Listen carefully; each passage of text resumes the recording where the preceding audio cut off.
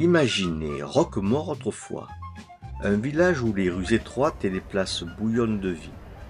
Les maisons, petites et inconfortables souvent, étaient des fournaises l'été et des glaçons l'hiver. La vraie vie se passait dehors, où jusqu'à 4000 habitants se pressaient et se concentraient parfois dans des lieux choisis, comme sous les remparts exposés au sud pour mieux supporter les longs hivers très froids de cette période de refroidissement climatique. Bienvenue sur les Lys, une rue étroite sous les remparts de la ville et à l'intérieur de celle-ci. Vous êtes à l'endroit même de l'ancienne tour du Portalet, érigée dans les années 1360. Cette tour marquait une ouverture secondaire mais importante dans les murailles, et de là, une route d'Avignon débouchait, connue autrefois sous le nom de rue de la Calade, aujourd'hui rue du Pavillon.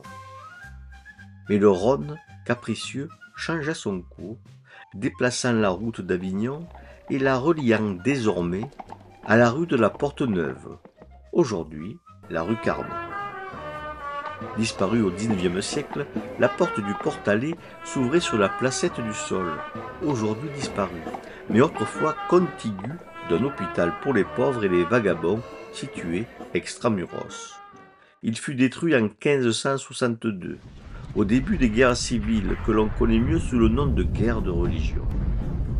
Les moines récollets prirent la place de cet hôpital, construisant un couvent et une église, sans transformer cette zone qui demeura un quartier animé. Installées tout près, au XVIIIe siècle, les dames religieuses du Verbe incarné y éduquaient les filles pauvres, les préparant à devenir de bonnes épouses et de bonnes mères chrétiennes. La placette du Sol a longtemps été un endroit fréquenté, avec des bancs pour se réchauffer. Jadis, les cabarets du faubourg résonnaient de chansons et de disputes. Le 2 juillet 1758, une bagarre éclata après un baptême devant le couvent des dames religieuses.